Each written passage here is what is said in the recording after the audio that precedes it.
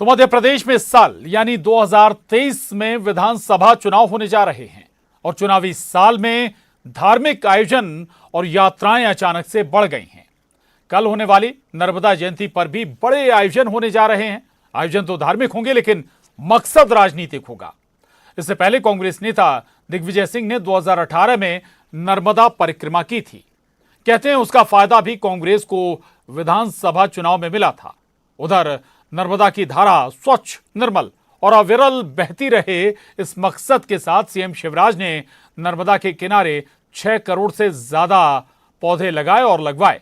लेकिन इसमें भी कोई शक नहीं कि मध्य प्रदेश में नर्मदा सियासत को पोषण देती आई है। तो नर्मदा की धारा किसको देगी सियासी किनारा, ये आज का मसला है हमारी चर्चा का। लेकिन बहुत महत्वपूर्ण है कि आखिर कल नर्मदा जयंती होने जा रही है।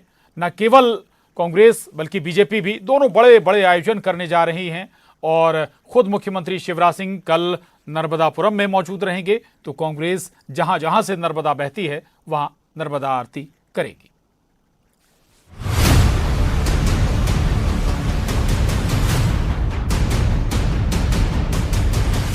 कल यानी 28 जनवरी को नर्मदा जयंती मनाई जाएगी। मध्य प्रदेश में मां नर्मदा केवल जीवनदायिनी नदी नहीं है बल्कि सियासत को सींचने की जिम्मेदारी भी जैसे मां नर्मदा पर हो एमपी में। सो चुनावी साल में मां नर्मदा की जमकर शक्ति से भक्ति में लगे हैं राजनीतिक दल। कल जहां सीएम शिवराज खुद नर्मदापुरम में रहेंगे तो भोपाल की नरेला विधानसभा में मां नर्मदा की 11,000 दीपों से महाआरती कर कृतज्ञता जाहिर करेगी बीजेपी। नर्मदा जयंती के पूर्व संध्या पर शाम को 5 बजे अशोका गार्डन के नर्मदा परिक्रमा पार्क में हजारों की संख्या में बहनें और भाई उपस्थित होंगे जो सामूहिक रूप से महाआरती करेंगे। नर्मदा मैया का हमने पूरा पार्क बनाया है। उनके सृजन से लेके उनके विसर्जन तक का सजीव चित्रण उस पार्क में है। तो वहाँ पर हम सब इकट्ठे होंगे और शाम को 5 बजे आज अशोका गार्डन के नर्मदा परिक्रमा पार्क में हम नर्मदा मैया की महाआरती का आयोजन कर रहे हैं। बीजेपी ही नहीं, कांग्रेस भी खुद को नर्मदा भक्त बताने पर जोर दे रही है।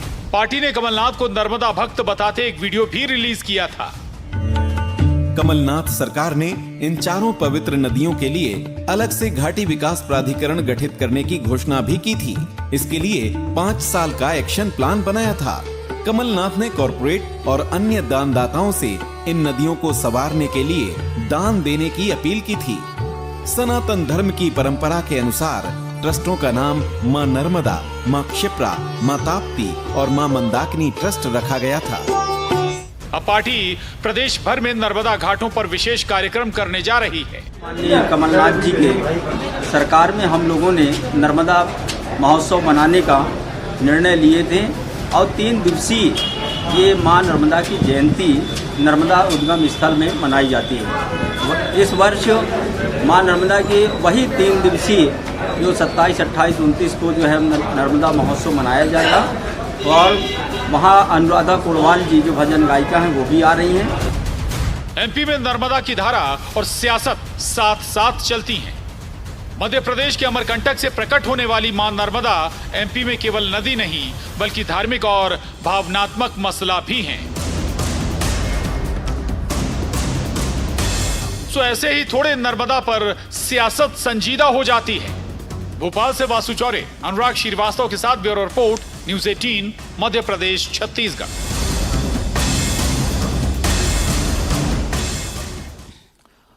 तो कल नर्मदा जयंती मनाई जा रही है और मां नर्मदा अमरकंटक से प्रकट होती हैं और मध्य प्रदेश का अगर हम जिक्र करें तो मां नर्मदा यहां केवल भावनात्मक या धार्मिक मसला नहीं बल्कि सियासत का मसला भी है, क्योंकि सियासत और नर्मदा की धारा एक साथ चलती है।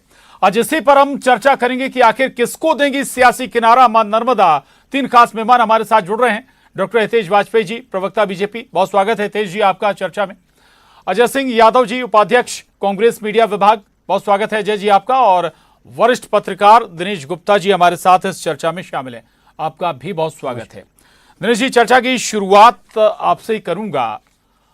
मध्य प्रदेश में मां नर्मदा को लेकर हम केवल अभी का बात नहीं करें, अगर हम पिछले 2-5 दशक का भी अगर हम जिक्र करें तो नर्मदा पर सियासत हमेशा से संजीदा रही है और इस बार भी है।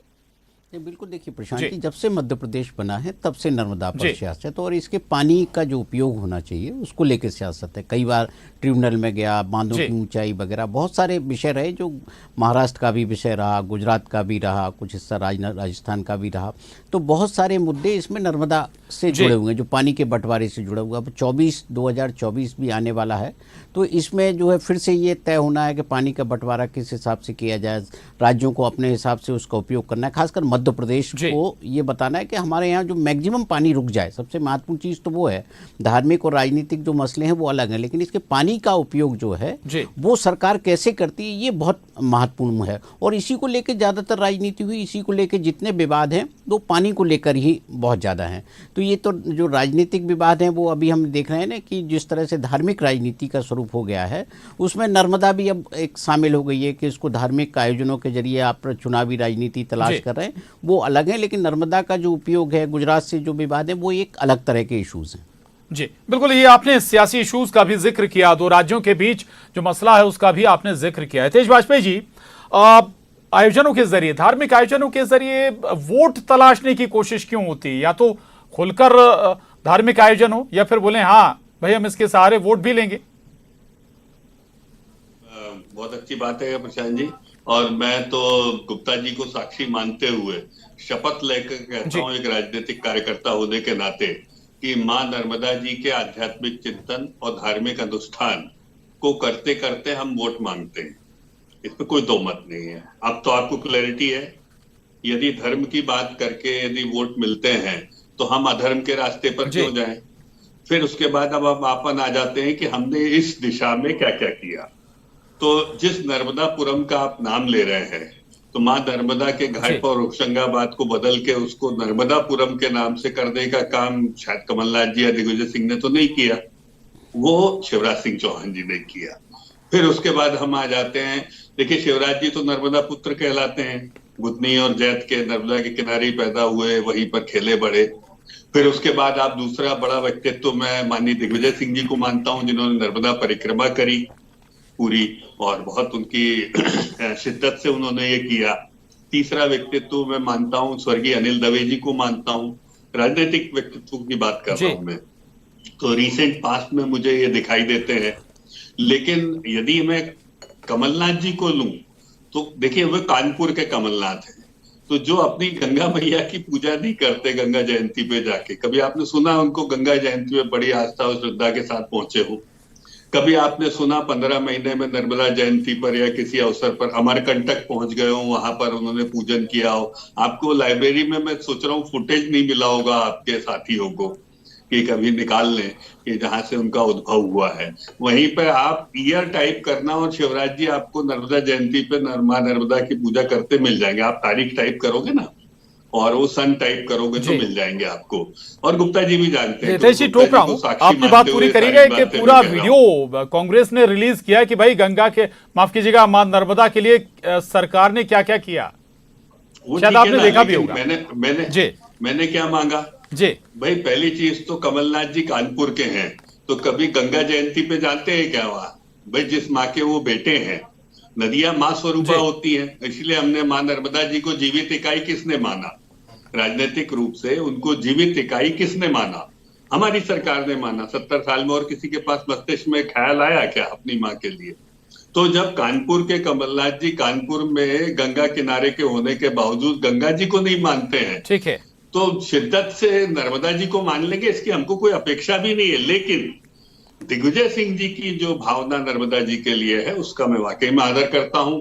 सिंघा जी के समय में, गुप्ता जी मैं स्वीकारोक्ति दे रहा हूं मैं आपको, जिस प्रकार से डूब क्षेत्र में सिंघा जी का मंदिर आया था और उन्होंने उसके लिए फिर प्रयास किए थे, वाकई में सराहनीय है। पर कमलनाथ जी को साहब मैं स्वीकार नहीं कर पाऊंगा, माफ कीजिएगा, वो प्रवासी हैं। और जिस दिन वो गंगा जयंती पर भी गंगा के किनारे, अपनी माँ के किनारे कानपुर में दिख गए मुझे, तो मैं मान लूंगा कि भाई ये नदियों का सम्मान करते हैं आध्यात्मिक रूप से। अन्यथा तो सब चुनावी है साहब, चुनाव का साल है, घाट घाट जाना तो पड़ेगा, पानी पानी पीना तो पड़ेगा हर घाट का, तभी तो वोट मिलेंगे। जी जी, कई बातें आपने कह दी हैं। जय जी से जवाब भी ले लेते हैं। अजय सिंह यादव जी, आपत्ति है रितेश जी को कि भाई केवल नर्मदा जी के लिए ये प्यार क्यों? जी जी, गंगा के लिए वो प्यार, वो मोहब्बत क्यों नहीं? जी जी। दूसरा एक सवाल मेरा भी है कि भाई कांग्रेस, जी, सवाल मेरा भी सुन लीजिए कि भाई ऐसा लगता है कि करने से ज्यादा आप लोगों का फोकस दिखाने पर है।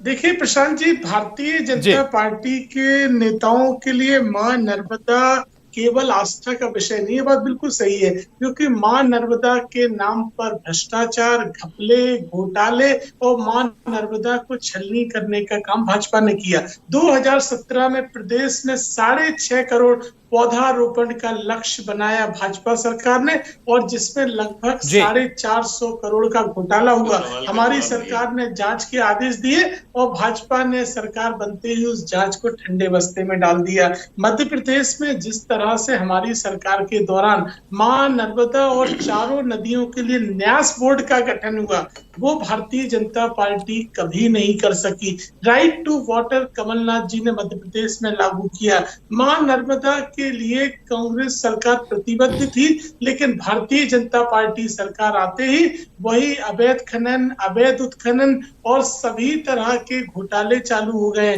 मध्य प्रदेश में भाजपा को जवाब देना चाहिए कि सुप्रीम कोर्ट तक ने संज्ञान लिया है कि किस तरह की बड़ी बड़ी खाइयां मां नर्मदा की छलनी करके बनाई गई, और उसपे पूरी तरह भाजपा से जुड़े हुए नेताओं का संरक्षण रहा है। और दूसरी तरफ आप बात करते हैं प्रदेश की, गुजरात में डैम बनता है, डूब क्षेत्र मध्य प्रदेश है, और मध्य प्रदेश के लोगों को मुआवजा तक नहीं दिलवा पाई ये सरकार, और उस मुआवजे के लिए मांग तक नहीं। एक सवाल और है बीच में, आप अपनी बात पूरी करिएगा। आपने 6 करोड़ से ज्यादा पेड़ों का जिक्र किया, ठीक है, सरकार ने पेड़ लगवाए, लेकिन क्या उन्हें सींचने का, उन्हें बचाने का जिम्मा केवल सरकार का, आम जनता का या विपक्षी दल का या किसी भी सियासी दल का नहीं होना चाहिए था?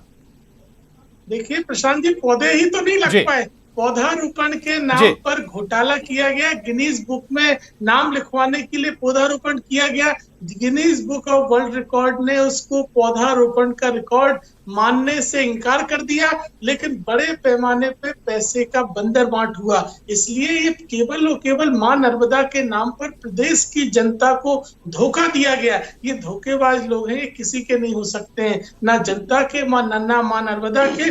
मां नर्मदा को छलनी करने का काम किसने किया? आप मुझे बताइए। जिस नर्मदापुरम की आप बात कर रहे हैं, वहाँ बड़ी बड़ी खाइयां और अवैध उत्खनन किसके संरक्षण में हो रहा है? पूरी तरह भारतीय जनता पार्टी के। और हम मां नर्मदा में आस्था रखते हैं। कमलनाथ जी निरंतर पूजा पाठ करते हैं और हमेशा धार्मिक प्रवृत्ति के व्यक्ति हैं। और आपकी राजनीतिक बौखलाहट समझ में आती है जब कमलनाथ जी मध्य प्रदेश के नेता हैं, तो मध्य प्रदेश की आस्था की के प्रतीक हमारी मां नर्मदा की ही तो पूजा करेंगे। आप लोगों को ये राजनीति समझ में नहीं आएगी, क्योंकि आपके लिए ये केवल राजनीतिक विषय है। चलिए ठीक है हितेश जी, दो बातें। एक तो जी अवैध खनन का जिक्र कि भाई आप बात कुछ कर रहे हैं, कर कुछ कर रहे हैं, मतलब कथनी और करनी में फर्क नजर आ रहा है। दूसरी एक और बात हितेश जी, कांग्रेस कहती है कि कमलनाथ जी या कांग्रेस सरकार ने जीवित इकाई घोषित किया मां नर्मदा को, और केवल मां नर्मदा नहीं बल्कि बाकी नदियों के लिए भी ट्रस्ट बनाया। जी नहीं, कांग्रेस ने नहीं किया, जीवित इकाई शिवराज सिंह चौहान जी ने किया। आप सुन नहीं पाए थे मेरी तकलीफ। एनीवे, मैं तो फिर अगेन, आपने जो सवाल किया था, मैंने गंगा किनारे के छोरे वाला जो सवाल किया था कि कभी आपने गंगा आरती में देखा के खड़े, उसका किसी का जवाब नहीं आया, नंबर 1। नंबर 2, उसका जवाब नहीं आया कि अमरकंटक पर कभी नर्मदा आरती करते आपने सुना, जो उद्गम स्थल है उसका कोई जवाब नहीं आया। नंबर 3, आपने कहा पेड़ पौधे नहीं लगे, 15 महीने में आपने क्या किया? भाई हमको जेल भेज देते उठा के, तेज वाजपेयी यहाँ क्यों बैठा टीवी के सामने, उसको तो जेल में होना चाहिए। तो क्या किया? मेरे को तो एक भी संबंध नहीं आया। तो क्या हुआ? आपने भी पैसे खा लिए क्या? जांच रोक दी। नंबर 4, वहां खाइयां बन गई। Can you imagine? क्या बोल रहे हो पता है आपको? खाइयां। तो भैया या तो उस खाई को भर दो, या फिर गुप्ता जी से नाम पूछ लेते, वो खाई किसने नेता ने कराई, तो उसको जेल में डाल देते। तो एक आध नेता बताइए जिसको जेल में डालने का काम किया। जबकि गोविंद सिंह तो खुद बता रहे थे, उन्होंने कैबिनेट में रहते हुए कहा कि कमलनाथ जी आपके कार्यकर्ता खनन कर रहे हैं नदियों का बड़ी भयानक तरीके से, रोक दीजिए। कमलनाथ जी की कैबिनेट के सीनियर कैबिनेट मिनिस्टर उमंग सिंगार ने खनन माफिया की डिग्री नामजद रूप से दिग्विजय सिंह जी को दी कि सबसे बड़े खनन माफिया के संरक्षक कौन है, तो दिग्विजय सिंह है। रिकॉर्ड पे है ये। कैबिनेट मिनिस्टर रहते हुए। दो बड़ी बातें आपने कह दी, इससे जवाब ले लेते हैं अजय जी से, फिर मैं दिनेश जी के पास जाऊंगा। अजय जी, दो बातें, एक तो गोविंद सिंह का जिक्र कर रहे थे जी जी, दूसरा दिग्विजय सिंह पर सीधा आरोप लगा था जी। देखिए प्रशांत जी, भारतीय जनता पार्टी के नेताओं के झूठ बोलने से तथ्य नहीं बदलेंगे। मध्य प्रदेश में उमंग सिंगार आपकी पार्टी के नेता थे, गोविंद सिंह आपकी पार्टी के नेता थे। पब्लिक डोमेन में देखिए मैं आपसे पहले ही कह रहा हूँ, दो मुद्दे हैं। एक अवैध उत्खनन मां नर्मदा के उछलनी करने का काम भाजपा सरकार में हुआ है। इसके लिए किसी प्रमाण की आवश्यकता नहीं है, प्रदेश की जनता गवाह है। और पूरे मध्य प्रदेश में नर्मदा तट पे कोई ऐसा इलाका नहीं है जहाँ भाजपा के नेताओं के संरक्षण पे अवैध उत्खनन न हो रहा हो। और कमलनाथ जी की सरकार बनते ही हमने अवैध उत्खनन रोकने के लिए रेत की रॉयल्टी बढ़ाई थी, ताकि अवैध रेत माफिया पे लगाम लगाया जा सके। लेकिन भारतीय जनता पार्टी की सरकार बनते ही अवैध माफिया फिर से सक्रिय हो गया है। कमलनाथ जी धार्मिक व्यक्ति है, मां नर्मदा के लिए हमने जो काम किए हैं वो भाजपा सरकार में रोक दिए गए। नदी न्यास बोर्ड की गतिविधियां क्यों बंद कर दी गई, जबकि कमलनाथ जी ने विशेष तौर पर नदी न्यास बोर्ड बनाया था। सीधी बात का जवाब दो। ठीक है, मैं आऊंगा, आप दोनों के पास आऊंगा जी जी, ठीक है। चल दिनेश जी सवाल मैं थोड़ा सा डाइवर्ट करता हूं ये खनन से। दिनेश जी बताइए ना, दिग्विजय सिंह का जिक्र हो रहा था, अभी वेटेज हितेश वाजपेयी जी भी दे रहे थे दिग्विजय सिंह जी को कमलनाथ जी के सामने। अब वो उनका अलग मसला हो सकता है, अलग उनकी सियासत या वजह हो सकती है, लेकिन नर्मदा परिक्रमा करने का लाभ क्या वाकई में 2018 में कुछ हद तक कांग्रेस को मिला था क्या? नहीं, बिल्कुल। देखिए क्या है कि आप ग्राउंड पर यदि जाते हैं, जगह जगह आप पद यात्रा कर रहे हैं, राहुल गांधी भी कर रहे हैं, जो है बहुत सारे लोग नर्मदा परिक्रमा के माध्यम से, यदि आपने एक राजनीतिक जमीन तलाश की है तो 18 में जो रिजल्ट आया, आप उसमें एक पार्ट तो उसको मान ही सकते ना। आप नर्मदा जो नदी है उसकी ज्योग्राफी देखिए ना, कि आप वो महाकौशल के ट्राइबल इलाके भी वहाँ हैं, और जहाँ जाती है वो झाबुआ मालवा निमाड़ का जो ट्राइबल इलाका है, आप पूरा उसका वो देखिए कि कहीं ना कहीं उसमें जो ट्राइबल है वो उससे कनेक्ट करता है अपने आप को। यदि कोई राजनीतिक दल उस आधार पर अपने आप को यदि चुनावी राजनीति के लिए तैयार करता है, तो मुझे लगता है कि ये परिक्रमा भी उसके लिए एक बहुत अच्छा माध्यम है। लेकिन ये जो खनन वगैरह है वो एक उसके अलहदा विषय है, और इन पर जो है जो सरकारों को एक्शन लेना चाहिए, वो मुझे लगता है दोनों सरकारें इसमें बहुत सफल नहीं रही। आप नर्मदा के पानी के उपयोग की बात आती है तो हमने देखा ना कि भोपाल में ये हुआ था कि 24 घंटे पानी देने की बात होती थी कि नर्मदा का जल जब भोपाल में आएगा तो 24 घंटे पानी देंगे, लेकिन नहीं दे पाए। बहुत सारी चीज़ें होती हैं जो नर्मदा से जुड़ी हुई है। लेकिन सबसे महत्वपूर्ण विषय यह है कि चूंकि चुनावी साल में नर्मदा जयंती का आयोजन है, और इसके जरिए कहीं ना कहीं जो ट्राइबल बोर्ड बहुत महत्वपूर्ण है, इसको एक दोनों पार्टियां कोशिश कर रही है कि इससे अपने आप को कनेक्ट किया जाए।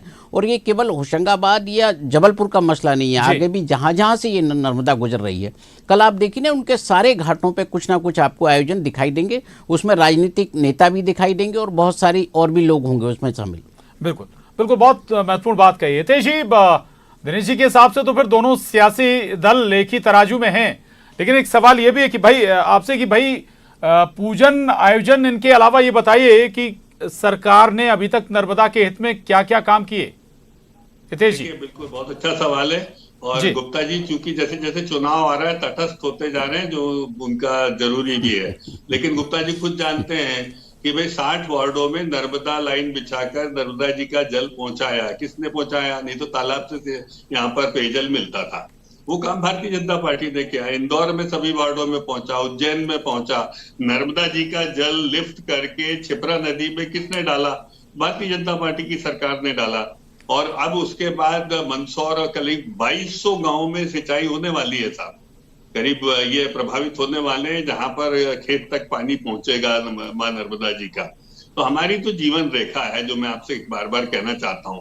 और बिल्कुल नर्मदा सरोवर, सरदार सरोवर बांध की ऊंचाई किसने बढ़ाई? उसको बढ़ाकर हमने उस पानी को रोककर उसका अधिक से अधिक उपयोग हो, उसमें अलीराजपुर का हिस्सा अलीराजपुर को मिले। और बिल्कुल सही कहा है, जो ट्राइबल एरिया है वो और फर्टाइल लैंड में कन्वर्ट हो, उनको भू अधिकार पट्टे दिए जाएं। गुप्ता जी, हम तो करेंगे, देखिए, हम नर्मदा जी के ऊपर नर्मदा जयंती भी मनाएंगे, बहुत अच्छे से मनाएंगे। नर्मदा जी के किनारे रहने वाले ट्राइबल के साथ काम भी करेंगे और वोट भी मांगेंगे। गुप्ता जी, मैं बहुत ईमानदारी से कह रहा हूँ भाई, हम काम करेंगे तो वोट मांगेंगे। हम तो सीधी बात कहते हैं, भोपाल में जिसके घर में नर्मदा जी का जल आ रहा है वो सब हमको वोट दे दो और गंगा किनारे वाले छोरे को बाहर कर दो, तो हम मान जाएंगे। कानपुर के कमलनाथ एक तरफ है और नर्मदा पुत्र शिवराज सिंह चौहान जी एक तरफ है। इसी में दूध का दूध और पानी का पानी हो गया। तो मां नर्मदा जयंती की सबको बहुत बहुत शुभकामनाएं। सब लोग बहुत अच्छे से जानते हैं कि भारतीय जनता पार्टी ने मां नर्मदा जी और उनके जल पर कितना काम किया है। खनन की अपनी चुनौतियां हैं, मैं गुप्ता जी की तरफ से बिल्कुल इसको स्वीकार करता हूं। मैं इसमें बहुत ज्यादा कोई ऐसी टिप्पणी नहीं करना चाहता, लेकिन ये जमीनी फर्टाइल ना हो बल्कि वोट भी फर्टाइल हो, ये कोशिश जरूर है। जी जी जी। कानपुर के कमलनाथ आप बार बार कह रहे थे जी, अगर बहुत सारे लोग अपनी 2-4 पीढ़ियां चले जाएं, बैक में चले जाएं, तो हो सकता है कि शायद जी जी स्क्रीन पर दिख रहा शायद कोई व्यक्ति एमपी से ना हो। जी ठीक है, चलिए ठीक है। जन्म जैतपुरनी में हुआ है और इनका जन्म कानपुर में हुआ है। मैं 4-5 पीढ़ी का जिक्र कर रहा हूँ सर। जी थोड़ी ना है जी, नकुलनाथ जी का सर्टिफिकेट छिंदवाड़ा का थोड़ी ना है इनका। जी जी अरे कहीं ठीक है अजय जी, ऊपर तो आप महेंद्रनाथ जी तक पहुंच जाएंगे तो फिर तो वहां तो घर सब मिल जाएगा। चले ठीक है अजय जी मैं ये कहूँ कि केवल गोश्त। जी जी अच्छा बोलिएगा अजय जी। प्रशांत जी ये उल जलूल बातचीत का कोई अर्थ नहीं होता है। कमलनाथ जी को 10 बार छिंदवाड़ा की जनता ने चुना है। जनता ने चुना है अपना प्रतिनिधि, आपकी तरह नॉमिनेटेड नहीं रहे हो। तो जिन्हें जनता ने अपना प्रतिनिधि चुना है उन्हें आपके प्रमाण पत्र की आवश्यकता नहीं है। और आपने जिन नर्मदा पुत्र का नाम लिया भाई, इंदिरा गांधी जी ने परिजन उनको और रिश्तेदार नर्मदा में अवैध खनन अवैध खनन बौखलाहट किस बात की है? डॉक्टर साहब सुनना नहीं सिखाया क्या आपने? किस बात की बौखलाहट है? किस बात की बौखलाहट है? कौन सी कलई खुलने का डर है इसलिए आप बौखला रहे हैं? अरे संयम से सुनना सीखिए। जिन नर्मदा पुत्र की बात कर रहे हैं उनके परिजनों द्वारा नर्मदा में अवैध खनन किया गया। पूरे मध्य प्रदेश की जनता गवाह है। मध्य प्रदेश में अवैध खनन भाजपा के नेताओं ने किया और कमलनाथ जी ने मां नर्मदा की उद्गम स्थल अमरकंटक में नर्मदा महोत्सव किया। 30 जनवरी से लेकर 2 फरवरी 2020 तक कमलनाथ जिनका जन्म भारतीय जनता पार्टी के नेताओं ने मां नर्मदा को नहीं छोड़ा, भगवान राम को नहीं छोड़ा। आप स्वयं स्वीकार कर रहे हो कि ठीक है चलिए ठीक है, वक्त कम है, इस बहस में आगे ना जाएं। दिनेश जी दोनों सियासी दल नर्मदा के सहारे सियासी किनारा खोज रहे हैं, कामयाब होती नजर आ रही कुछ कोशिश। जी अल्टीमेटली सारे आप कोशिश करिए और जो कैंडिडेट होंगे या आपका जो एजेंडा होगा वो बहुत महत्वपूर्ण है। यदि स्थानीय स्तर पर आप कोई आपका घोषणा पत्र ठीक है, आपका उम्मीदवारी यदि ठीक नहीं है, तो फिर मुझे लगता है कि ये सारी चीज़ों का पूजा अर्चना का कोई मतलब नहीं है। आप देखिए पिछली बार भी हमने 2018 में बहुत सारे देखा था, लेकिन रिजल्ट क्या हुआ था? बहुत सारे जो है सीटों पर भारतीय जनता पार्टी जीत गई थी, कहीं कांग्रेस जीत गई थी। तो ये मिक्स रिजल्ट उस वक्त आता है, लेकिन राजनीतिक दलों को अपना एजेंडा तो बताना ही होगा कि नर्मदा के किनारे रहने वाले लोगों के लिए उनके पास क्या विजन है और क्या एजेंडा है। बिल्कुल, धार्मिक भावनात्मक मसलों से ज्यादा बहुत महत्वपूर्ण होगा 2023 में कि भाई आप लोगों के लिए करने क्या जा रहे हैं, आपके एजेंडे में है क्या आगे के लिए। बहुत शुक्रिया आप तीनों खास मेहमानों का इस खास चर्चा में शामिल होने के लिए। महाडिबेट में बस इतना।